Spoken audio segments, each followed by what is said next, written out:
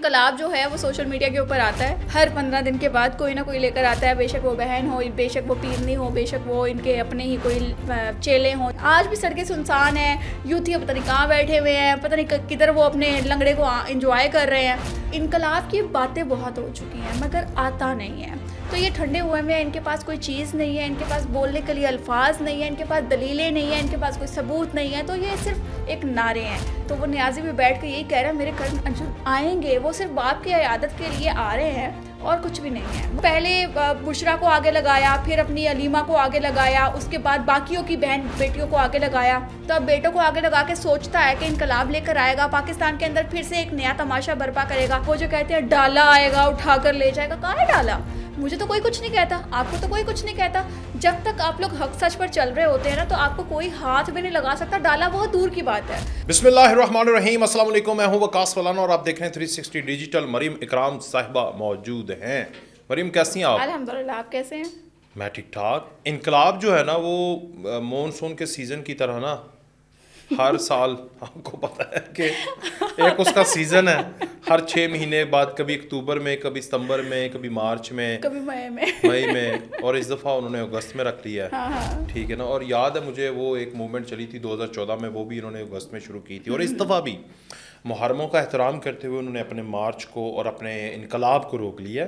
انقلاب نے کہا چلو محرم گزر لیں, اور انقلاب میں بڑی چیزیں آئیں گی. جیسے سیلاب میں آپ کو پتہ ہے بڑے چیزیں آتی ہیں, روڈ روڑا کے لکڑیں بھی آتی ہیں, بالن بھی آتا ہے, تو اس سے فرنیچر بھی بنتا ہے. تو اس انقلاب میں اس دفعہ کیا ہونے لگا جو 10 اگست کے بعد آئے گا, اس میں عمران خان کے بیٹے بھی آ رہے ہیں. اچھا, یہ انقلاب جو ہے نا سوشل میڈیا پہ کافی بار آ چکا ہے اور میں اس کو دیکھ بھی رہی ہوں وقاص آبویسلی. پہلے میں بڑا اس کو سیریس لیتی تھی کہ او مائی گاڈ سڑکیں بلاک ہو جائیں گی, یہ لوگ پھر باہر نکل آئیں گے, عمران خان کے لیے آواز بلند کریں گے, اڈیالہ کے باہر دھرنے دیں گے. بٹ جب ایک بار انہوں نے ہوا نکالی پھر ٹھنڈے ہو کے بیٹھ گئے, پھر دوسری بار, پھر تیسری بار, پھر چوتھی بار, پھر 6ویں بار, پھر 40ویں بار, تو پھر ٹھس کی آواز آتی ہے. تو بیسکلی انقلاب جو ہے وہ سوشل میڈیا کے اوپر آتا ہے. ہر 15 دن کے بعد کوئی نہ کوئی لے کر آتا ہے, بے شک وہ بہن ہو, بے شک وہ پیرنی ہو, بے شک وہ ان کے اپنے ہی کوئی چیلے ہوں, جیسے کہ آپ علی امین گنڈا پور کو یا پھر کسی کو لے لیں. وہ انقلاب کی ایک تیلی ضرور جلاتے ہیں مگر پھونک مارنے والے بہت لوگ ہیں. تو ابھی بھی انہوں نے کہا جی کہ محرموں کے بعد عمران خان نیازی نے کہا ہے کہ انقلاب آئے گا. محرموں کے بعد عمران خان نیازی نے کہا ہے کہ ریلی نکلے گی, احتجاج کیا جائے گا, عمران نیازی کی ریلیف کے لیے پھر سے بات کی جائے گی. تو میں نے یہی سوچا تھا کہ 10 محرم ختم ہوں گے تو سڑکیں بھر جائیں گی, اڈیالہ کے باہر پھر سے لوگ آ جائیں گے, پھر وہ سوشل میڈیا کے اوپر رش پڑ جائے گا, ہمیں بھی کام کرنے کے لیے کانٹینٹ مل جائے گا. بٹ ایسا کچھ ہوا ہی نہیں. آج بھی سڑکیں سنسان ہیں, یوتھی پتہ نہیں کہاں بیٹھے ہوئے ہیں, پتہ نہیں کدھر وہ اپنے لنگڑے کو انجوائے کر رہے ہیں. تو انقلاب کی باتیں بہت ہو چکی ہیں مگر آتا نہیں ہے. تو یہ ٹھنڈے ہوئے میں ان کے پاس کوئی چیز نہیں ہے, ان کے پاس بولنے کے لیے الفاظ نہیں ہیں, ان کے پاس دلیلیں نہیں ہیں, ان کے پاس کوئی ثبوت نہیں ہے, تو یہ صرف ایک نعرے ہیں.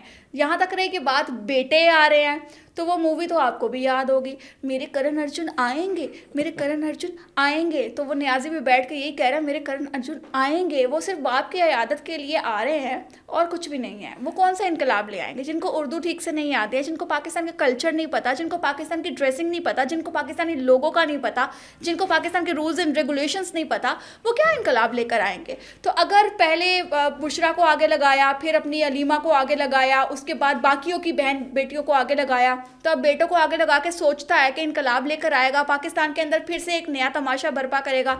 تو آئی ڈونٹ تھنک سو کہ ایک تو اس کے بیٹے آئیں گے پاکستان.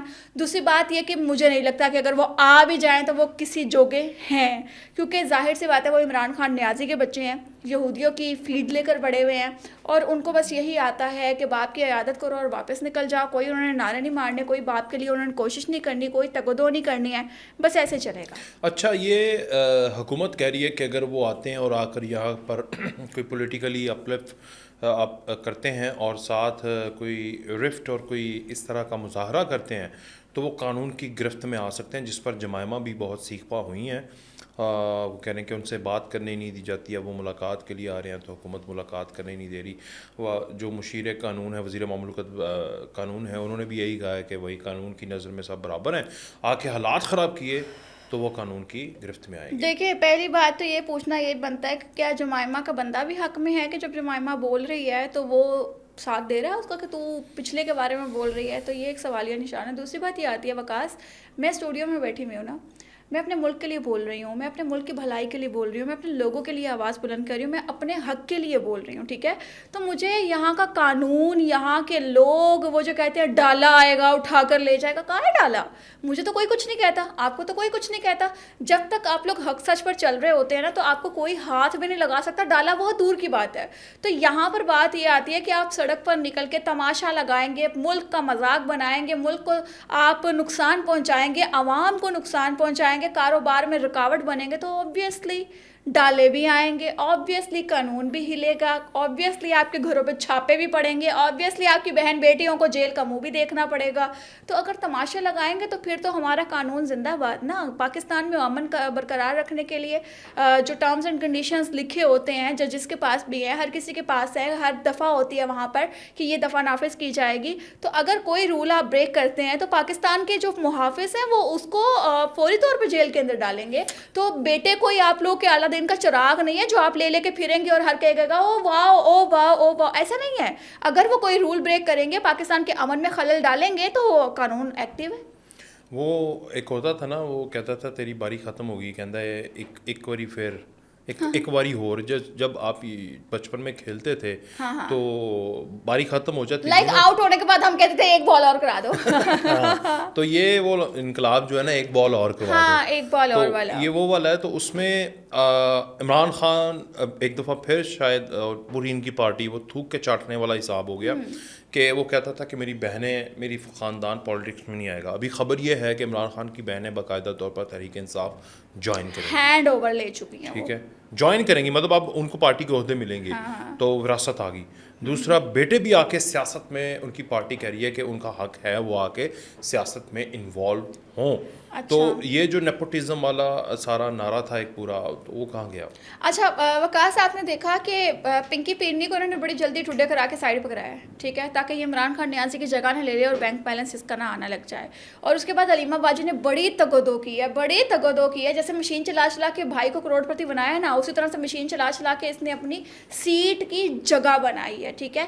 تو علیمہ باجی کو بھی بڑی مشکلات آئی ہیں. علی امین گنڈا فور نے کوشش کی کہ عمران خان نیازی کی نظر میں بہت سویٹ بن جاؤں اور مجھے کوئی اقتدار مل جائے، ایسا ہو نہیں پایا. پھر اس کے بعد عوام نے ایکسیپٹ نہیں نہ کیا، وہ جو وڑ گیا جو تھا شیر افضل مروت آئی تھاٹ. تو اس بندے نے بہت سی کوشش کی، خواتین نے بہت سی کوشش کی، جنہوں نے سڑکوں پہ نکل کے تیرا یار میرا یار کے نعرے لگائے.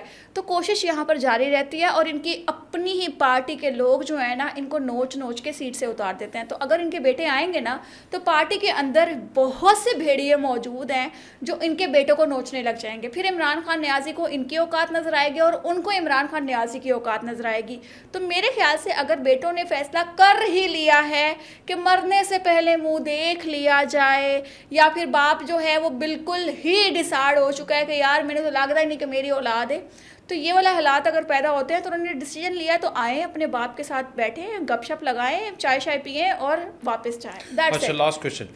اگر انقلاب اور یوتھیے جو کہ بڑے اس وقت مطمئن بیٹھے ہوئے ہیں اور بڑی کمپین کر رہے ہیں، کیونکہ شبلی فراز صاحب کی ایک تصویر آئی کہ انہوں نے ماسک لگایا ہوا ہے اور وہ آکسیجن ماسک، اور بڑے پریشان ہیں، بیمار ہیں. تو اس طرح بہت سارے اس طرح کے رہنما ہیں جو کہ بیمار وقت سے پہلے ہونا شروع ہو گئے ہیں. تو یوتھی بے چین بھی بڑے ہیں اور پر امید بھی بڑے ہیں. ان کے لیے کیا پیغام ہے آپ کا؟ یوتھیوں کو میں یہی کہوں گی کہ اپنا، وہ کہتے ہیں نا کہ آپ جب مسلمان ہو جائیں تو باقی عقیدے جو ہیں آپ کے لیے جھوٹے ثابت ہوتے ہیں، اور جو آپ قرآن پڑھتے ہیں اس کے اندر بہت سے دلائل ملتی ہیں آپ کو سچائی کے راستے پر چلنے کی. تو یوتھیوں سے میں کہوں گی کہ بھائی تم یوتھن پنا چھوڑو اور اپنی بہن بیٹیوں کو نچانا چھوڑو.